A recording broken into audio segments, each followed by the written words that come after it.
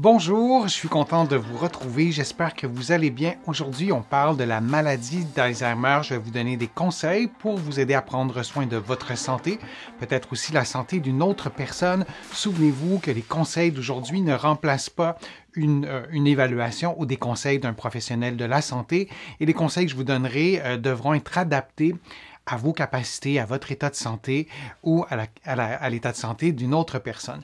Vous allez trouver plusieurs des conseils que je vous donne dans mes livres, notamment 99 façons de prévenir les effets du vieillissement et Lève-toi et marche.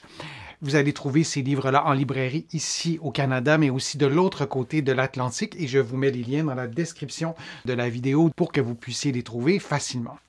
L'ABC de la maladie d'Alzheimer, parlons de cette maladie. Vous le savez, je suis physiothérapeute, kinésithérapeute de l'autre côté de l'Atlantique et ça fait partie de notre réalité de traiter des personnes qui sont atteintes de la maladie d'Alzheimer. Alors, c'est intéressant de faire peut-être un survol de la maladie. Il y a beaucoup de recherches qui se fait dans la maladie d'Alzheimer et pour pouvoir dépister, pour pouvoir démythifier cette maladie-là, pour plusieurs raisons, c'est intéressant de faire un survol. Alors, la maladie d'Alzheimer, c'est une maladie neurodégénérative, on le sait, qui est progressive, qui est chronique, qui détruit les cellules du cerveau et qui entraîne des changements neurologiques. Et ça, c'est important comme nuance. Il y a des changements neurologiques, donc à l'intérieur du cerveau. Alors, j'ai mon cerveau ici, ma boîte crânienne. Et donc, cet organe, le cerveau, qui est si précieux, qui est si déterminant pour notre santé physique, notre santé mentale. Donc, il y a des atteintes vraiment neurologiques et il y a aussi des atteintes cognitives. Nos fonctions cognitives, évidemment, sont atteintes dans un contexte de démence et dans un contexte de maladie d'Alzheimer, qui est la forme la plus répandue de démence. Et on peut ajouter aussi qu'elle est éventuellement associée à une perte d'autonomie complète et qui entraîne éventuellement le décès. Je vous montre quelque chose ici. Est-ce que vous savez c'est quoi? Est-ce que vous reconnaissez ce petit bidule-là? C'est quelque chose qu'on insère à l'intérieur des ordinateurs. C'est une mémoire vive et souvent, la maladie d'Alzheimer, on l'associe à la mémoire et souvent, beaucoup à la mémoire et la maladie d'Alzheimer touche éventuellement toutes les fonctions cognitives. Alors, j'avais envie de parler de ça, de rappeler que la maladie d'Alzheimer, oui, ça concerne la mémoire, mais pas que la mémoire, et de connaître ces fonctions cognitives aussi, c'est intéressant pour en prendre soin, pour les stimuler.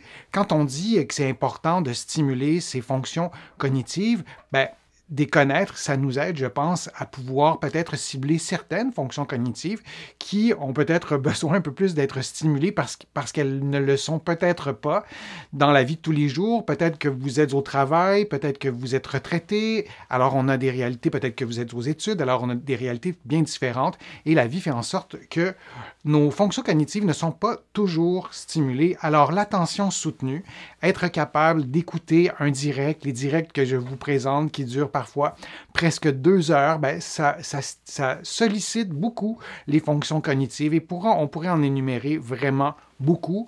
Contrôle de l'inhibition, la vitesse de traitement de l'information, la flexibilité cognitive, être capable d'adapter notre façon de penser, par exemple, à différents contextes, en utilisant les mêmes situations, mais en les adaptant. L'attention sélective, la mémoire de travail. Il y a différentes capacités aussi, la capacité de faire des catégories et la reconnaissance des formes, des répétitions, et il y en a vraiment plusieurs. Il y a des fonctions exécutives, notre capacité de jugement, par exemple. Alors, c'est pas un détail dans la maladie d'Alzheimer, pour bien la comprendre, de se rappeler d'apprendre à connaître peut-être chacune ou les principales fonctions cognitives pour pouvoir en prendre soin et pour pouvoir aussi, si on est en santé, les apprécier, ces fonctions cognitives-là, et les utiliser. Et souvent, ça nous rend peut-être encore plus heureux quand on utilise ce qu'on a. Les changements physiologiques qui se déroulent dans le cerveau incluent 2 choses. Je vais vraiment résumer ça à 2 mots, les plaques et les enchevêtrements. C'est deux mots-clés dans la maladie d'Alzheimer. Comme je vous le disais, je suis physiothérapeute, je suis clinicien, donc je vais vraiment vous simplifier cet ABC et je vais vous montrer ce que ça donne à l'intérieur du cerveau. Donc, les plaques, plus précisément les plaques amyloïdes, c'est les petites taches, appelons ça des taches bleues. En tout cas, sur mon ordinateur, c'est bleu. On peut les voir aussi à l'intérieur du cerveau, mais dans une illustration.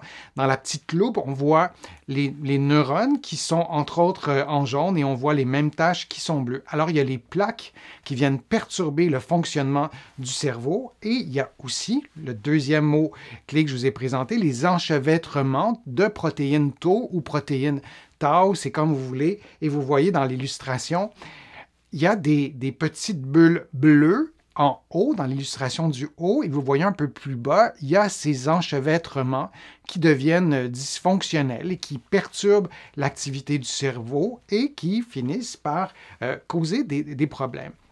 Alors, c'est les deux mots-clés, les plaques et les enchevêtrements. Il y a vraiment beaucoup d'autres choses. Si on avait un expert ou une experte avec nous, on pourrait nous en parler pendant des heures et des heures, mais retenons ces comme dérèglement du cerveau, ces deux mots-clés. Et on estime qu'environ 11% des personnes de plus de 65 ans développeront la maladie d'Alzheimer. C'est vraiment très, très prévalent. Et la maladie touche de plus en plus de femmes, une femme sur 4 et un homme sur 5 après 85 ans.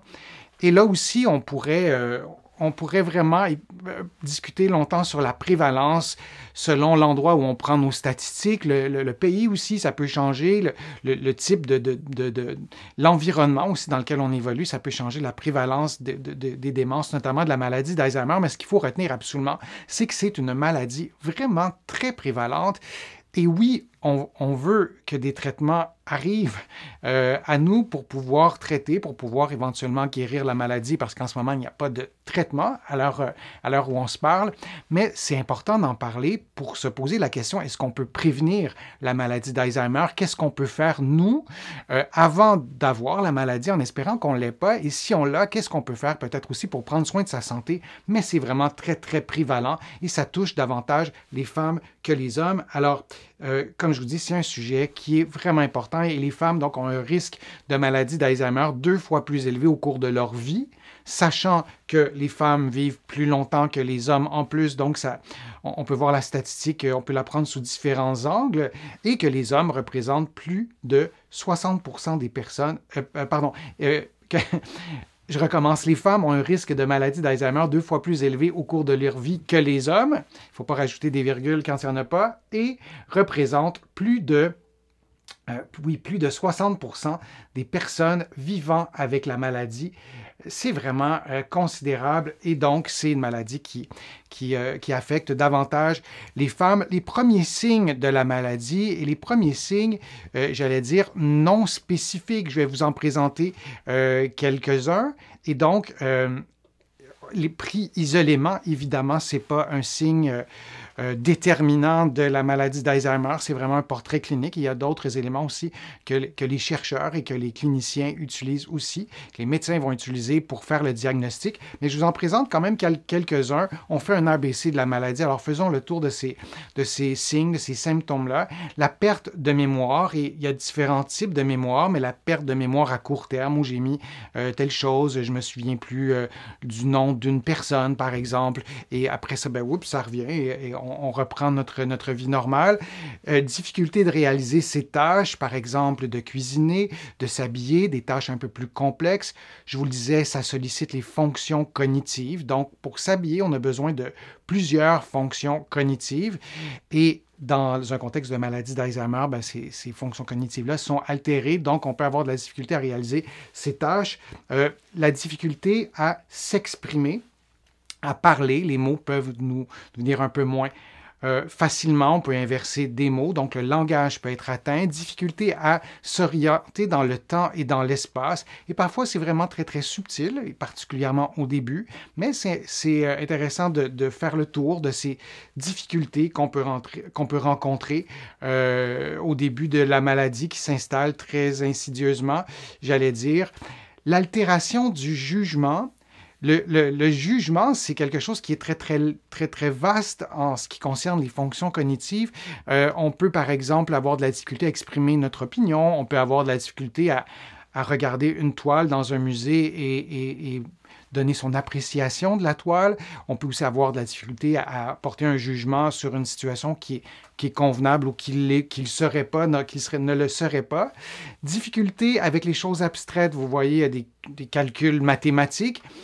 Les choses abstraites étant un thème vraiment très vaste, ça aussi, mais on peut on peut avoir une difficulté de ce côté-là. Perdre les choses, égarer les choses, c'est presque le classique. Et souvent, quand on égare des choses et qu'on a un certain âge, on fait le lien avec la maladie d'Alzheimer. On se dit, bon, est-ce que c'est un début de maladie d'Alzheimer?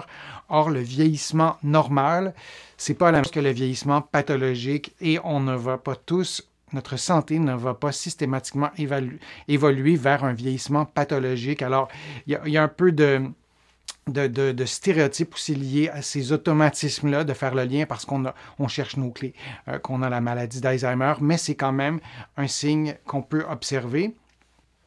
Et les perturbations de l'humeur, du comportement et de la personnalité.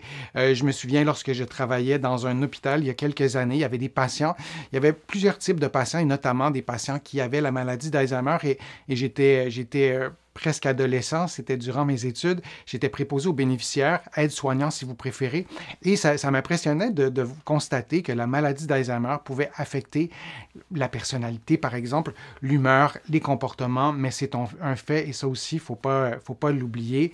Et tout ça, lorsqu'on est conscient de ces signes-là, lorsqu'on se rend compte qu'il y a quelque chose qui n'est pas normal, qui n'est pas habituel, c'est intéressant d'en parler à son médecin, que ce soit évalué. Souvent, ce n'est pas du tout ça, mais d'en parler à son médecin, d'avoir une évaluation. Il y a vraiment un protocole pour évaluer tout ça, pour poser un diagnostic de maladie d'Alzheimer. Et ça m'est arrivé vraiment très fréquemment de traiter des personnes qui avaient ces petits problèmes-là au début et qui ne voulaient pas trop le voir, qui ne voulaient pas consulter, qui se demandaient même pourquoi. Ben, si c'est ça, il n'y a pas de traitement de toute façon. Or, il y a vraiment plusieurs stratégies thérapeutiques, il y a vraiment plusieurs interventions qu'on peut faire à différents niveaux. En premier lieu, pour maximiser la qualité de vie, pour être dans un environnement sécuritaire. Et plus on agit en amont, bien, plus c'est efficace. Si on avait un médecin avec nous qui est expert ou experte en maladie d'Alzheimer, bien, là aussi, cette personne-là pourrait nous apporter plein d'informations, notamment sur les médicaments, tout ça. Mais moi, je vous encourage à en parler vraiment rapidement dès que vous observez des signes comme ça. Souvent, on a une petite intuition aussi. Parfois aussi, c'est pour un proche. Parfois, il y a du déni aussi. Donc, je sais que c'est pas simple, mais je vous encourage à en parler à votre médecin pour faire la lumière là-dessus et pour que vous obteniez des traitements le plus rapidement possible si c'est nécessaire, si on pose ce diagnostic-là. Alors, j'espère que tout ça vous aura été utile. Je vous remercie de votre présence, d'être là sur ma chaîne. Je suis toujours ravi de lire vos commentaires, de répondre à vos questions. J'espère que les informations que je vous ai transmises aujourd'hui vous ont été utiles. J'espère que la maladie d'Alzheimer sera quelque chose de peut-être un peu plus familier en quelque sorte pour laquelle on peut faire des choses nous-mêmes aussi, de consulter son médecin parfois plus tôt. Vous allez trouver beaucoup d'informations aussi sur les fonctions cognitives, sur les liens entre la santé physique et la santé mentale dans mon livre 99 façons de prévenir les effets du vieillissement et dans mon livre aussi Lève-toi et marche. J'ai écrit d'autres livres. Vous le savez, vous allez les trouver facilement en librairie partout au Canada, mais aussi de l'autre côté de l'Atlantique et notamment à la librairie du Québec à Paris. Je vais vous mettre le lien dans la description de la vidéo. Vous pouvez aussi vous abonner à mon site web gratuitement, le www.denisfortier.ca. Vous pouvez vous abonner à l'infolettre, à des courriels thématiques. Tout ça est gratuit et je suis toujours aussi ravi de vous acheminer toutes ces informations-là. Et vous pouvez aussi contribuer à ma chaîne en cliquant sur le petit cœur sur YouTube. Vous pouvez le faire maintenant. Sans vos contributions, je ne parviendrai pas à vous produire autant de contenu. Et si vous avez contribué, je vous remercie vraiment très sincèrement. J'espère de pouvoir vous revoir bientôt sur ma chaîne et je vous dis à très bientôt.